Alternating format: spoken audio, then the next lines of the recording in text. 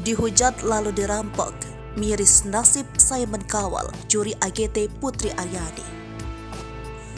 Simon adalah juri yang memberikan Golden Buzzer kepada Putri Aryani, kontestan AGT 2023 asal Indonesia, penyandang difabel. Setelah mendapat Golden Buzzer dari Simon, nama Putri Aryani langsung viral tak hanya di Indonesia, tetapi di dunia. Namun ia sendiri banyak menerima hujatan setelah memberikan Golden Buzzer. Ia bahkan diminta mundur karena dinilai terlalu lembek.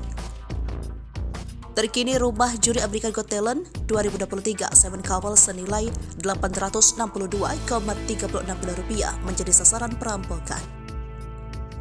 Polisi telah menangkap seseorang yang disangka menjadi otak perampokan rumah Simon Cowell di London, Barat Inggris. Rumahnya yang menjadi sasaran perampokan tersebut diperkirakan bernilai Rp862,24 miliar. Tersangka perampokan tersebut adalah seorang yang sebelumnya justru menjadi konsultan keamanan Simon Cowell. Daily Mail memberitakan polisi telah menangkap seorang mantan pakar keamanan yang menjaga rumah Simon senilai Rp862,36 miliar.